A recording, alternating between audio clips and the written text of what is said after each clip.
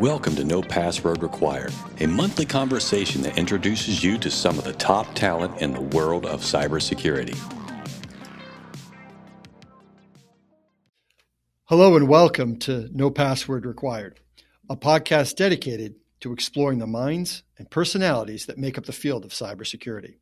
I'm your host, Jack Clabby, and with me today is Kayley Melton, the Vice President of SAC Courseware and Labs at KnowBe4. On the podcast today, we'll chat with Bianca Lewis, hacker handle BiaSciLab, a next-generation teenage hacker and the CEO of Girls Who Hack. Girls Who Hack is an educational platform that teaches young girls hacking skills. Bianca's cybersecurity journey started at age 11 when she was part of a team that successfully compromised a simulated election reporting system at Defcon 26. And when she's away from her computer, she loves being on stage with her theater group. That's right, she's an artist too. Bianca, we look forward to a great conversation. But first, hello to my co-host, Kayley Melton. Hey there, Jack. I'm so glad to be here with you again. Kayley, when you're working on trainings and I'm working on legal responses to cyber, one of the big overlaps there is the fear that everybody has of ransomware. And I know one of the questions that I get if I'm responding to an incident is, can we catch these guys? And oftentimes we say, there's a chance, but probably not. And even if you figure out who they are, you're probably not going to get them. But some stuff has happened recently where it looks like the tides may be changing. What happened recently and kind of what do you think about that? So recently, police in Germany took down a ransomware gang called DoppelPaymer, which, wow, that's a difficult name to confidently say. And yeah, these guys took $40 million from the U.S. alone in terms of ransoms from victims. And the German police say that they've identified more than 600 victims. And yeah, the question is definitely, are the tides actually changing, or is it more like Ed Cabrera says, and it's more of just an ebb and flow? It's funny. It's like they took $40 million. Like if somebody robs a bank, a lot of times, I think like the FBI catching rate on bank robberies is like 98% or something crazy like that, where they end up just finding the person who did it holding the bag that came from the bank. Right. And maybe they spent the money, maybe they didn't, but it's not, sometimes they're capers and they're challenging to find, but sometimes it's pretty straightforward. The story of how how law enforcement caught these DoppelPaymer guys, you got the US FBI, you got law enforcement in Germany, you got law enforcement in Ukraine, where things are a little complicated. To say the least. Yeah, right? And Netherlands. And so it's, I know that the FBI, and when it was reported in March, they were like using it to say, hey, we're going to deter people from doing this. But when I read it, I was thinking, this to me just shows how nearly impossible it is to go out and get these ransomware actors because of all the things that had to go right. Right? It's not just like you don't just pull a fingerprint and say, oh, it was this guy. Let's go arrest him at a birthday party where we know he's going to be. Right. It's more complicated than that. I don't know. Sorry. No, I mean, do you think people will take some confidence from this? I personally don't. Not a lot anyway. I think it's a good sign that we are able to find some of them. But like you said, everything kind of has to line up. The stars have to align for that to happen. And the few people that they didn't catch, who were part of it, Igor Turashev specifically, I was reading that he was an alleged leader of the much more insidious Evil Corp from Russia. And they've, stolen $100 million that we know of. And even though they're allegedly quiet, who's to say it won't be the same as DoppelPaymer? And they go quiet, they rebrand, go quiet, come back, It's funny that the FBI says that which I think is probably all they can do. They say that their goal with this is disruption. It's not so much prevention because it's hard to do. It's not so much deterrence. It's not even capturing everyone who commits these things, because those are just really, really challenging things. It's disruption, which I don't know. I mean, I guess it's kind of cool that there is that role for it. And this is an extraordinary story of of how law enforcement cooperated to do this. So all credit to it. But I think it also does illustrate just how challenging these adventures can be and how far away we are. I mean, even in this story, each of the nations where there was an arrest is like a member of international cooperation groups, like it's Germany, Netherlands, Ukraine. And then, like you just said, it's the really bad guys are in Russia and probably other countries that are not being named in the article in the Washington Post or that was otherwise accessed. So that's the hard part, is it almost tells the folks, don't go to Germany, just stay in Russia or stay where you want to go. Exactly. That's one of the things I thought as I was reading about this. And there was a report that came out about a month ago called the Cyber Services Snapshot. And they were able to show in the last quarter of this last year, Q4 2022, that ransomware was responsible for 96% of all attacks. What? So what? Awesome. Yeah. Awesome. Business email compromise squeezes into those last four. Right. Exactly. So it's not just evil hackers penetrating with brute force. It's ransomware, or it's an and, I guess, with the ransomware. Yeah. Oh, man. And how much of that do you think, I mean, just rough ballpark, is social engineering? I mean, yeah, I would say almost all of it, at least phishing, I would say phishing is probably responsible for nearly all of it because it usually is, And that's the problem too with this kind of crime, where I don't know there's estimates that vary wildly about how much of it's actually reported and then what losses actually are. I mean, there's really no good data. You can look at insurance numbers, you can look at information the FBI said, but it ranges somewhere between 8 and 20 billion, which itself, I mean, that's 12 billion is a pretty big spread, right? Yeah. For how much these losses are. And so even when you take down a major ransomware group, it's 40 million in the US, which is a lot of money by anybody's terms, but a relatively small percentage of the estimated losses of what this thing, of what ransomware does against a global economy.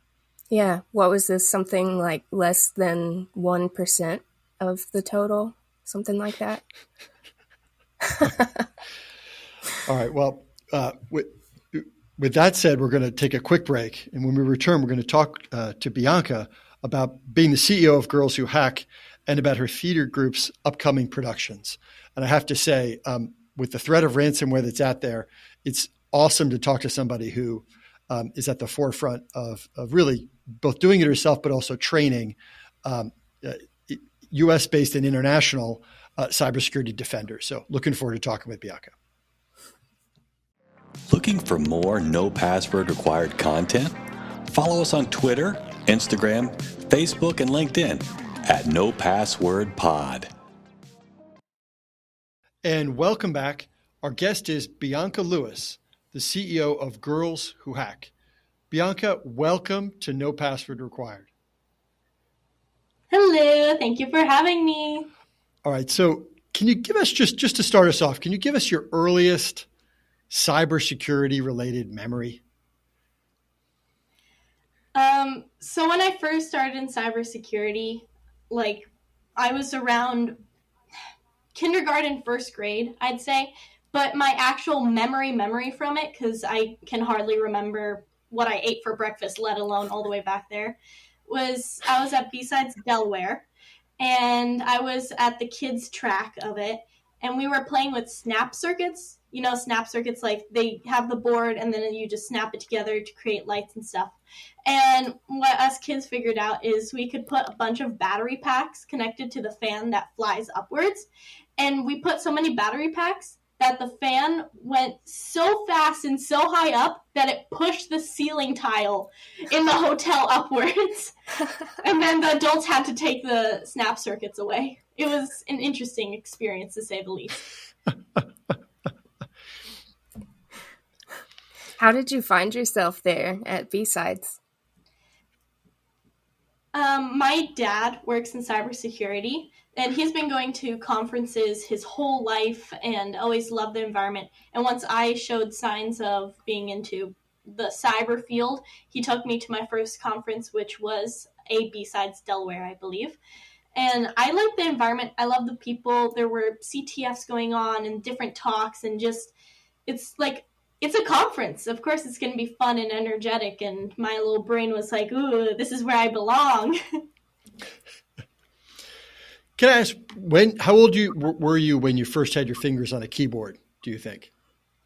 Well, I started programming in Scratch, like I said, kindergarten, first grade, so whatever age that usually is. So quite a while back. And then I just kind of continued from there. Very cool.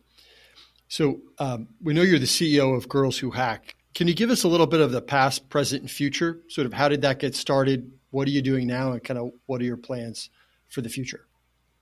As for the past, I started Girls Who Hack in 2019.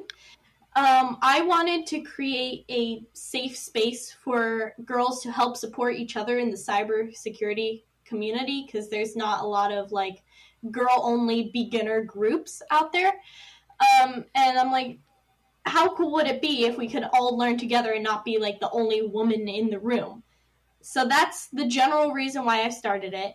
Somehow, miraculously, girlswhohack.com wasn't a taken website for some reason.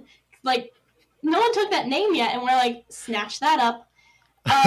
Present, pretty recently, I created Girls Who Hack as an official non-for-profit now, which is pretty cool. And as for the future, I'm hoping to just keep expanding this business and teach more classes in person and take the show on the road all over the U.S. and hopefully all around the world. Can you describe for our listeners just what the business is and how you bring the message out through the business? Of course. So our motto is teaching girls the skills of hacking so that they can change the future. I provide online and physical classes to any girl who wants to start her journey in cybersecurity.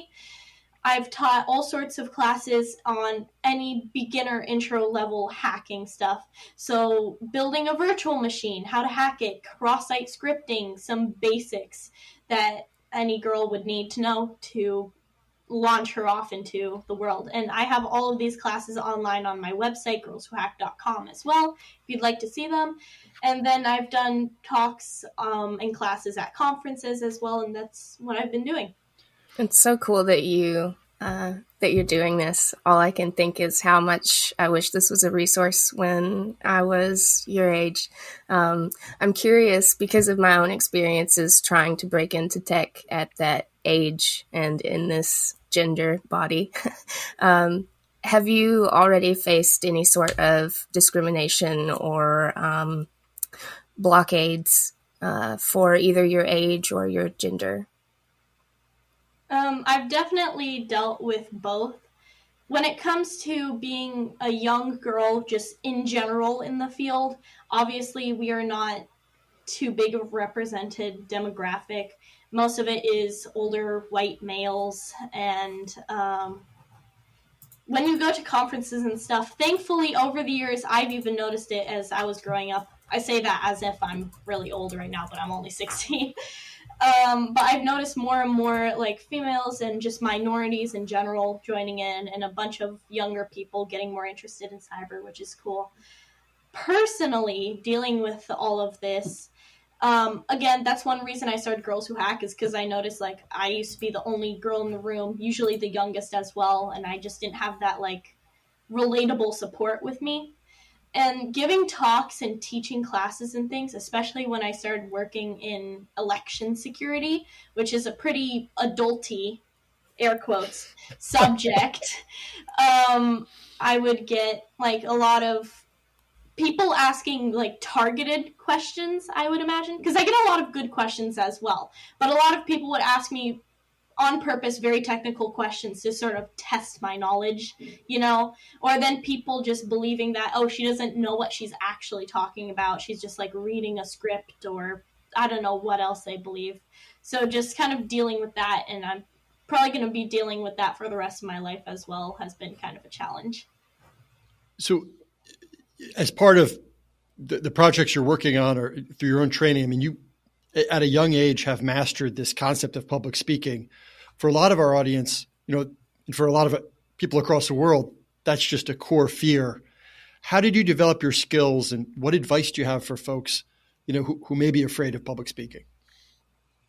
Ooh, public speaking. I get this question a lot because a lot of people in the cybersecurity field tend to be introverts, like at least like 80-90%. Especially since cybersecurity is a field where most people work behind the laptop all day and don't really have to interact with anyone. And of course, being an introvert, a lot of people don't really like going up and talking. Personally, the reason I believe I'm so good at talking is because I am an extrovert, born and raised.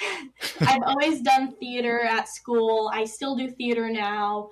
I just love talking to people and just sharing my knowledge. And when someone is public speaking, of course, there's different reasons you could be public speaking, whether that's for work or if you're talking at a conference on a subject you like. Advice point number 1, know what you're talking about, because then you have that confidence, like, I know what I'm talking about. 2, like what you're talking about. Of course, with work and stuff, you don't really get the choice, but have some passion behind it, and people will notice when you're speaking that you're not just boring, and they'll fall asleep on the Zoom call. Number 3, expect that you're going to mess up. Like, everybody messes up, and no one's going to remember it. I know a lot of people before they go to bed at night, and maybe you guys too, think about some embarrassing thing you did like a million years ago. No one remembers that. No one remembers that. Don't worry. Number 4, and this is the most important, biggest tip I can give, is make your talk entertaining. Make what you're speaking about entertaining. Make your voice entertaining. Don't be boring. No one likes a boring speaker. You can still be factual while putting a meme up on your slide. Don't put a million words up. No one's going to read it anyways. Just the facts up on the slide. Use some brighter colors. Talk with a chirpy voice. Just be more excited about what you're doing and don't just drone on and on. Have you seen a difference? I mean, you talked a minute ago about some doing more in-person training. When you do a training that's virtual versus in person, what are some of the differences between those types of training for the work that you do? Obviously, it's a bit harder to do like online things because I can't physically go over to someone's computer and be like, oh, do this, this is how you messed up. So just dealing with people's problems is a bit harder, especially when they don't have the technical vocab to be like, oh yeah, and then my terminal's not opening or something like that. They're like, the box thingy is not doing the thingy. And I'm like, oh. In person is definitely easier and more fun because I can actually interact with someone face to face. And respect to all the teachers over like the COVID period who had to teach online, because it's hard to help people online. It's hard to really form a bond and a connection, but I hope people still learn something. For some folks who might be starting off, or for a girl who might be considering joining the program and reaching out to you, sometimes there's that technology gap or risk about, do I have a good enough machine to participate in this? Or I want to get into hacking, but I don't have, 5 monitors and a terabytes worth of solid state. Like, what is that true? Like, or is that exaggerated? I mean, what kind of equipment do folks need if they want to just get started on this?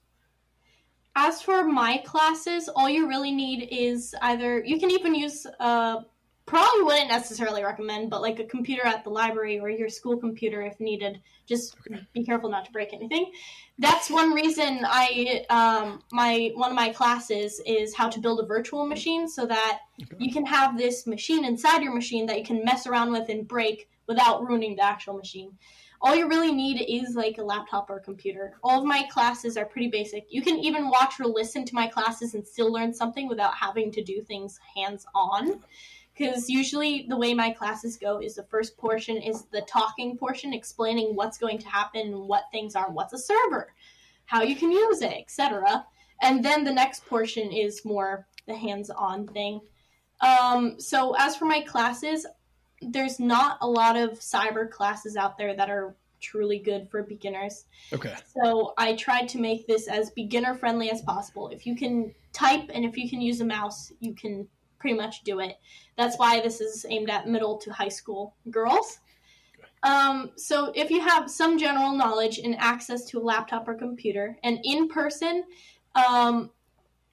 if I do it at a place, like at a conference, they usually have laptops like preset that I can borrow. Okay. I'd love to get more like donations and anything that can help to like pay for basic level laptops I can take with me, or if some company wants to like donate old laptops that they don't use anymore, because companies love to just throw away perfectly good equipment. So, you know, just basic level things for basic level information. I think, you know, between the three of us on this, we attend a lot of conferences that are either cybersecurity related, hacking related, or otherwise. And so we've seen some really good ones and some bad ones. You know, if you could build your own cybersecurity conference from scratch, what would it look like? What would you call it? Ooh. My goodness. I would definitely want to incorporate all the things I love the most about conferences, which is a lot of hands-on things. First, I would find a good space that would be nice and versatile. I would get as many cool companies as I could to come do CTFs and projects and stuff, so no one's sitting around bored, very active. I'd love to find speakers that are very entertaining and not just droning on and on, like I said. Would be fun. I would have a kids track, and I know not a lot of conferences have kids tracks because they're already so small, but if my amazing conference of awesomeness, not an official name yet, was a real thing, I would definitely love to have a kids track so that people could bring their kids or some random kid they found off the street to the conference so they could learn something. As for a name, I don't know a name. Of course, I kind of want to slap my Girls Who Hack name on anything, so that would be cool. Yeah. Something cool that would catch someone's eye. You know, I want it to be a very fun, hands-on conference. Not just like a learning kind of conference, but more of an active conference. With lots of badges and stickers, because that's the only reason people like them. You know, it's funny because if someone says, "Hey, I'm a cybersecurity attorney, so I give talks from time to time," and someone will say, "Hey, can you give this talk? It's on short notice." I can say, I can typically give a good training or a good talk, or I can give a bad training or a bad talk on short notice. But to give a good training or a good talk, it takes a lot of work. To design an interactive training is a ton of work, and you know it's essentially a science. Has that been true for you, that the better the training, the more back-end work it really requires on your end? The trainings and classes I do for Girls Who Hack is different than like my normal talks I do. Okay. As for my training, and this applies to my talks definitely as well, is I like to take bits and pieces from other talks and things and piece them together. Since a lot of my talks cover similar topics usually, okay. That goes true with my training. So depending if I have like an hour, I'll do a shorter class and cut off some things and add some things if I need a longer class. When it comes to classes, obviously I have to create the challenge, so that's going to take longer. When it comes to my talks and that kind of thing, kind of a crazy method, but hear me out on this. I've talked a bit about this before, but what I like to do is I submit a talk before I've created the talk. So So if I want to do a talk on packet capturing, for example, which I've done before, I'll be like, packet capturing seems like a cool thing. I'll submit a talk to Defcon about packet capturing. If it's accepted, then I'll make it. Then I get that time limit to create it, and I learn all I can about it, and then I teach everything I've learned about. So all my knowledge that I have in this brain gets shoved into a talk, and I talk about what I just learned to everyone else. A bit of a crazy process, I will admit. A little scary with the time crunch, but it always hopefully works out in the end. So, do you generally choose topics that you're like personally interested in learning about for your talks? Definitely, I only pick things that are usually relevant, and something I'm personally interested in, because why would I research and learn about something that doesn't pique my interest? So I pick something relevant that I'm also interested in, like the election hacking and things like that. I gather as much information factual as I can. I form my own opinions on it, and then I shove it all into a talk and hope it goes well. There's that old advice, if you want to learn something, see it, do it, then teach it. Mm-hmm. I like your strategy is like commit to teaching it, then figure it out. I like that. All right. You mentioned Defcon, and, you have some legendary touches on Defcon. I wanted just to ask about, how old were you, just for the audience, when you delivered your first talk at Defcon, and what was it about? I was 11, and I did 2 talks that year. The first talk I did, and I don't know if this is the correct order, because that was a very blurry conference in my brain. But I was 11 at the time, and for a school project for my science fair, I didn't want a normal baking soda, vinegar, volcano, egg is floating in the jar, ooh, kind of thing. So I created the water bot, and I've talked about it before. It's using a peristaltic pump. It dispenses a certain amount of water or chemicals to the plants. That's a whole nother story for a whole nother time. But I talked about that project in that DEF CON talk, and I got the hangover slot. So it was just a bunch of adults sitting there like, what? Just slightly confused, like, how old is this girl? Where are her parents? What's going on? She's talking about her science fair project? Then my other talk was in the Roots Asylum, which was, I called it Packetmon. I combined Pokemon and packet capturing. That's awesome. We used Wireshark to capture the packets, like capturing Pokemon. I thought that was pretty clever. And it still is. So those were my first 2 things. So it was on a project I worked on, and then that first talk thingy that I did at DEF CON was on something I this sounds cool. I'm going to submit the talk, then do it, like we just talked about.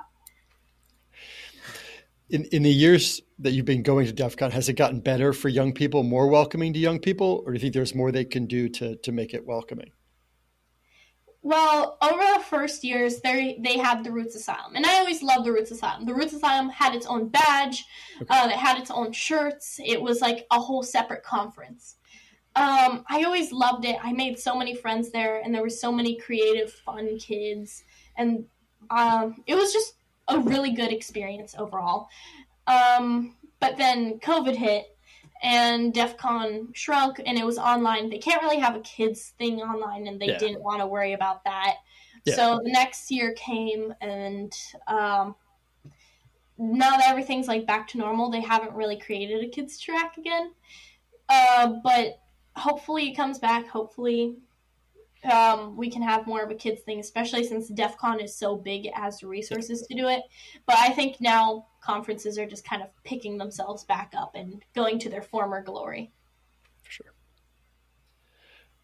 You've got a second company, and it's called Secure Open Vote. Can you tell us a little bit about what that's about and how you kind of came to focus on voting and as the issue area you picked?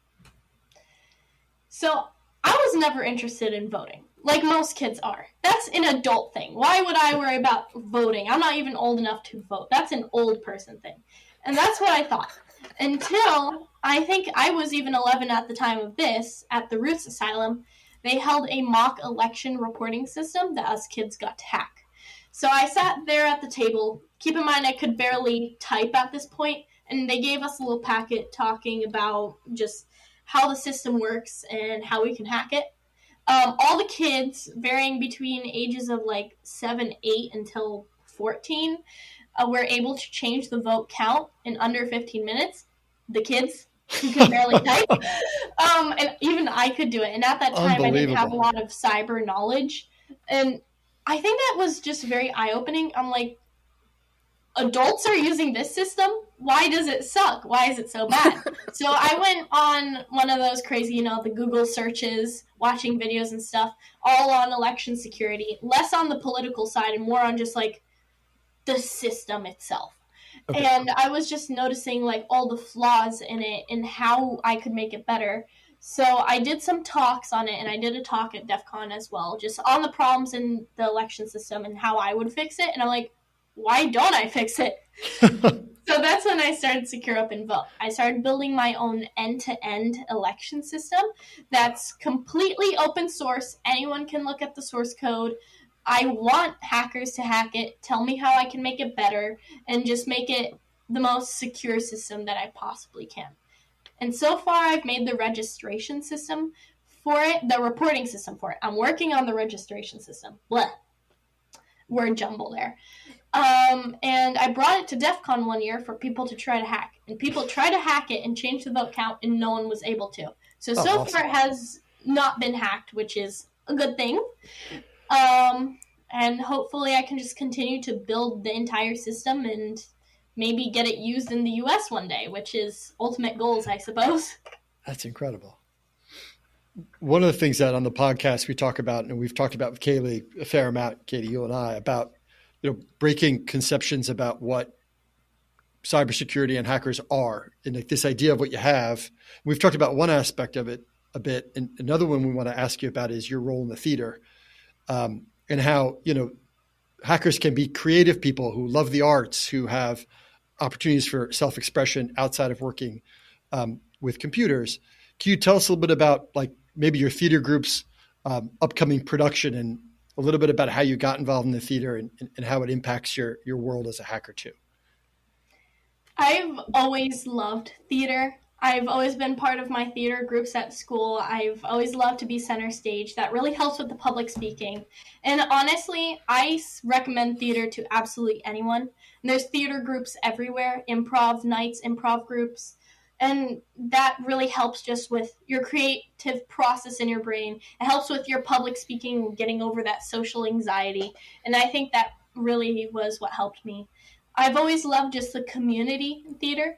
I'm homeschooled, and right now I'm part of a homeschool theater group. I am part of the homeschool theater group, and we're doing Hamlet right now. Oh, wow. The girl who was supposed to play Hamlet can't make it to do the show anymore, so halfway through all these practices, Mr. Joe, that's the guy who runs it, is like, hey, Bia, do you want to be Hamlet? And I'm like, sure. So now I have a bunch of lines to learn, a little wow. Last minute. But thankfully with our group, and what I love so much about it, is that we take a classic play, so we've done like Romeo and Juliet before, and we turn it into our own thing. So we still use the original plot and original lines, but with our own like funny, cool twist on it. And all the kids I work with are so fun and outgoing, and some of them are introverts, like in the quote-unquote real world, but it just provides like a safe learning environment where we can all help each other learn and grow. And that really helped in my just cyber field, especially when it came to talking on stage, being unique, seeing other people's perspective, working with other people. Improv is one of my favorite things to do ever. Being put on the spot there, again, helps with public speaking, especially if you like mess up or something. You just kind of got to know to go with the flow. Have you ever thought about using your theater skills for social engineering? Okay, so I'm not going to give all the details, But I'm not an evil person. I'm going to point that out. But I have used my acting skills many a time. I can cry on command. I can do things. And that's definitely going to come in handy in, like, especially if I want to go into, like, penetration testing and going into the field for real. If you can, like, cry on command, oh, I need help, this is going on, let me in right now. Just, like, not being nervous and just being kind of on the spot and being ready to deal with any situation, that definitely helps a ton.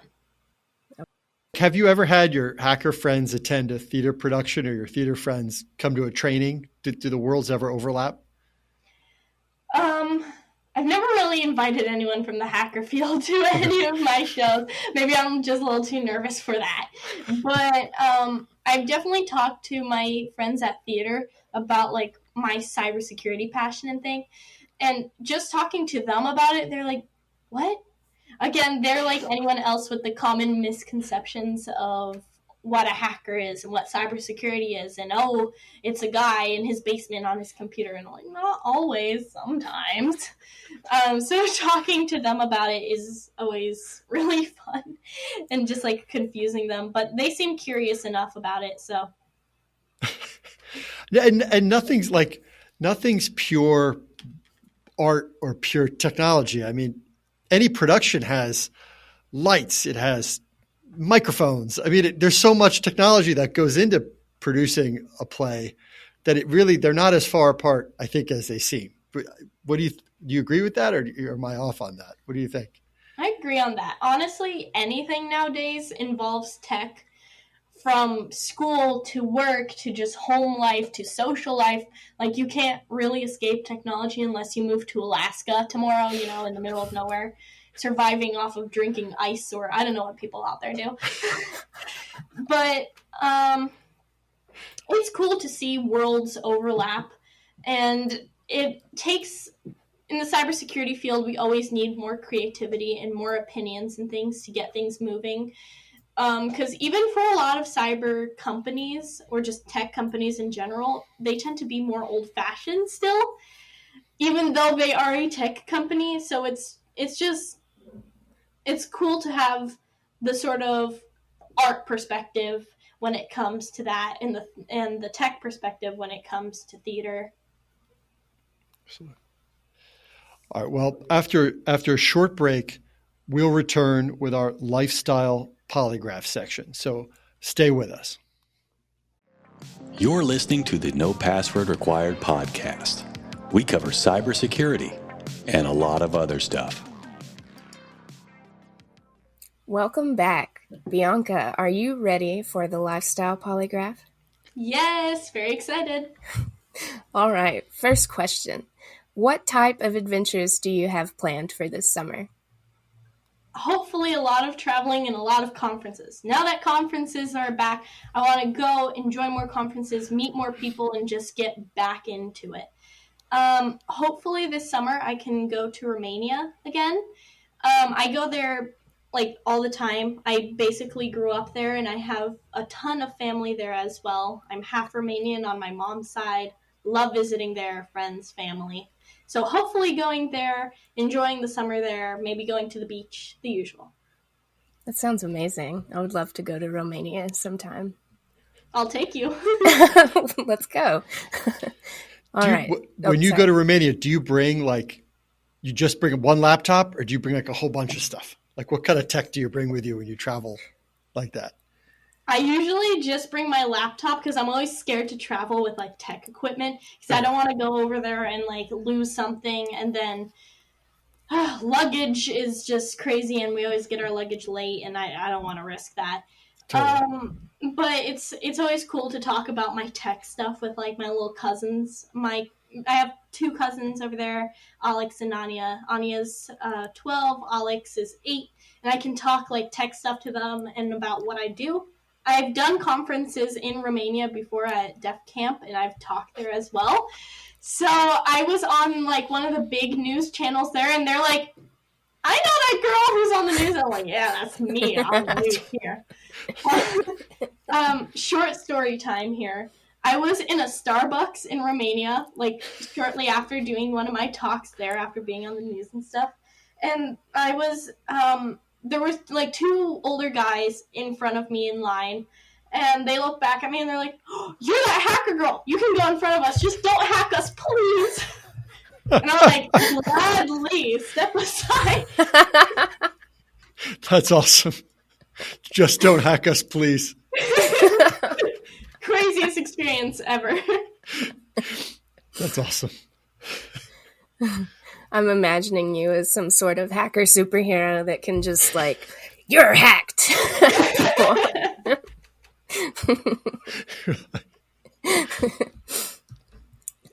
Number 2, what is your favorite way to spend time with your family? Hard choice here. Being homeschooled and my dad works mainly from home and my mom's a stay-at-home mom has definitely brought us like closer together. Oh, save me from here, get me out of here. But it's always fun. My parents, again, dad works in tech and my mom is a complete badass. So getting to hang out with them is always fun because they're not like the strict, boring parents that a lot of people have. We go hiking a lot when the weather is nice. If the weather is like bad, we're like, another day. We love watching like movies and stuff together. We went through like all the Star Wars things, not including the side shows. We still have to do that. We went through all of Harry Potter. Now we're doing all of Marvel. Fun fact about my mom. She falls asleep during the action scenes. So like the big boss battles and fights, she always falls asleep to them. So they'll be screaming and yelling on TV and mom will be snoring on the couch like it's hilarious. And then we like have to shake her awake and she has to rewatch like half of the movie on her own to know what happened. It's a mess. But it's fun. She needs one of those white noise machines that people get to sleep, but it's just like car alarms and people yelling and fighting. Yeah. So let's pretend that your theater instructor challenged you to write a script for a cybersecurity-based production. What would the plot of the production be, and what role would you play? Ooh, good question. Let's see. Well, our theater group, like I said, does a lot of improv. And the last show we did before Hamlet was we did 30 plays in 60 minutes. And it's exactly what it sounds like. So us kids all created 30 plays that we did it in 60 minutes. But they're all out of order. So a random audience member gets to say a number like number 15. And we have to do play number 15 that we created. So we have to memorize all these plays, know who's in each one, do them all out of order. It was quite a mess, but it was fun. So going off the improv thing and just like the funny idea thing, I think what would be cool, especially with my group, would be to have like a few main characters. The two main ones being like a real hacker and the other character being what people think a hacker is. Just to show the contrast. And they have to work together to go infiltrate this building. So the side characters would be people in the office building, the CEO of the company. And then the fake hacker would go in and do his fake hacking thing while the real hacker's like, we could have just like opened the door. We didn't have to like do all that crazy stuff. And I think it's a learning experience for the audience to learn all these misconceptions and how it's really done. And it's also funny because you have the two main characters being the opposite extremes. And then me, I'd either want to be, not to give myself the main role here, but either the fake type of hacker or the real type of hacker. I think it might be good to be the fake type of hacker and have like a boy be like the whatever hacker, just to show like, again, forcing the stereotypes, put the boy in the hoodie with the laptop and like the green numbers going down the screen, and then me just be like, everyone's gonna know you're crazy if you're gonna walk in the building like that.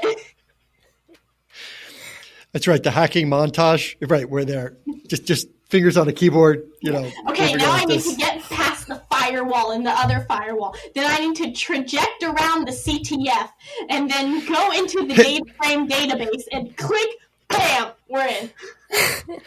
Is that ever a thing? Like if you're hacking something where at the last minute you press the enter key, like with authority, like is that a thing? I mean, I do that. Like, once I finish something or finish some code, I'll be like, bam!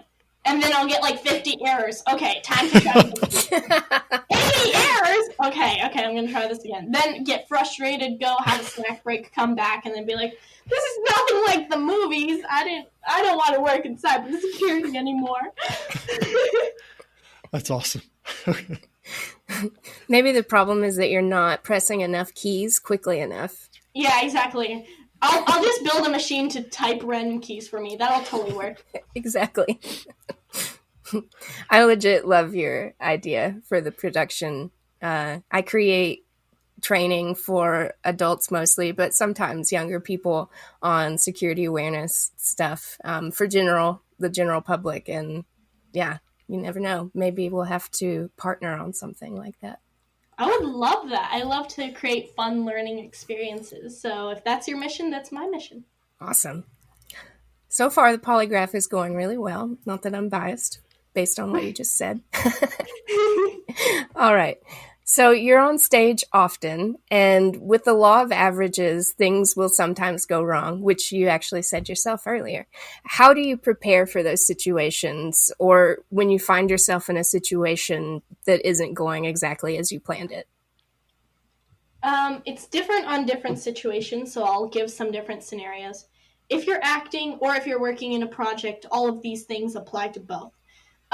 If you have team members, always rely on your team members and trust them that they can help you and carry you along, because you know you'd do the same for them in any kind of situation. Improving helps. As long as you don't necessarily have to like follow a script, then as long as you know the general idea of what you're supposed to talk about, you can kind of continue on and then go back to a topic like, oh, and I forgot to talk about this earlier, but it connects to this in this way. So just knowing what you're talking about, big thing that'll help so that you can kind of go around without worrying. Just if you have to do some kind of public speech, having note cards with you with just the facts, not what you're going to say exactly. So you don't stand there like, on May 13th, 1977, you know? Just have the basic facts, like the date, you can just glance down like, ooh, when was that again? Ooh. Tip number 2, biggest tip, I've even used this. So the first time I spoke internationally at Defcon, I had the wrong slide deck up. And I was in control of the slides, right? So I click to the next slide, I look, I'm like, that's not the slide. So I look at my dad in the audience, he knows what's up, goes backstage to where like all the people who are running it are. And instead of just freezing up on stage, I do what any smart person would do, and I crack all the dad jokes I could memorize. I mean, the worst dad jokes. Memorizing dad jokes is way better than talking about the weather. Like, so, you see that weather out there today? It's pretty weathery. You can crack out a bad dad joke, get everyone laughing, because everyone loves dad jokes. Great way to, like, sort of give yourself a little reset. Learn to make fun of yourself. Don't take yourself seriously. Everything doesn't really matter in the end. You can really do anything you want. No pressure in life if you want, you know? Absolutely. I agree. So, final question. If you could have the ultimate gap year after you graduated high school, what would be the main highlights? Well, I'm working to graduate high school this summer, hopefully. Like this year in general. I have to take my GED, and that has like 5-6 different tests I have to take. So once I finish all of those, I'm taking my gap year because I am only 16 and I'd rather not go to college this like young. Don't really feel ready for it. I'd love to have like an internship, would be cool to get more knowledge and experience under my belt. That'll give me more time to focus rather than having to focus on school or college. I'll have time to focus on my businesses and see where they go from there, and maybe I can launch them more towards the future. Just taking the gap year to just expand my knowledge and really decide exactly what I want to do. Because my problem is different than a lot of kids' problems. Because a lot of kids are like, I don't know what I want to be when I grow up. My problem is like, I want to be everything. Like, be like Barbie. You know how Barbie has a million jobs? I want that to be me. Like, I'll be hacking while being a flight attendant, while acting in a theater performance about a hacker flight attendant, while cooking backstage, while, I just want to do everything. And obviously that's sadly, crying over here, not possible yet. So just kind of discovering exactly what I want to do and exploring more of my hobbies and talents over the gap year. And traveling. Traveling's fun. I think that there's a really good chance of success because based on what you're already doing before even graduating high school, I feel like if anyone's going to achieve having all of the jobs, it's going to be you. Yay. Thanks for the boost of confidence. Well, Bianca, thank you for joining us. If our listeners want to connect with you on social media or learn more about your companies, how can they do that? I'm on a lot of the social medias under BiaSciLab, BiaSciLab. That's my personal account. I also have accounts for Girls Who Hack and Secure Up and Vote. You can find them on everything too. Cool. I have, the Instagram, the Twitter, that's kind of burning right now. I have the Facebook too, if anyone actually uses that anymore. So you can connect to me on any of those things under any of those names, or you can go to my websites, BiaSciLab.com, SecureOpenVote.com, GirlsWhoHack.com to check out more about myself and my projects. And that brings us to the end of the program. Thank you for joining us. First and foremost, I have to thank my co-host, Kayley Melton, and thank you also to our guest, Bianca Lewis, the hacker actress and the master of Packetmon, which I still think is one of the coolest names for a convention topic that I've ever heard. Remember, rate, review, and subscribe to the No Password Required podcast. You can find us on social media at No Password Pod. I'm Jack Clabby. Thank you for listening, and we'll talk again soon. Thank you for listening to the No Password Required podcast. The show is produced by Cyber Florida. A special thanks goes out to our friends at Carlton Fields and Second Watch. If you would like to learn more about the show, visit our website at cyberflorida.org/pod. And if you still need more show content, check out our social media at No Password Pod.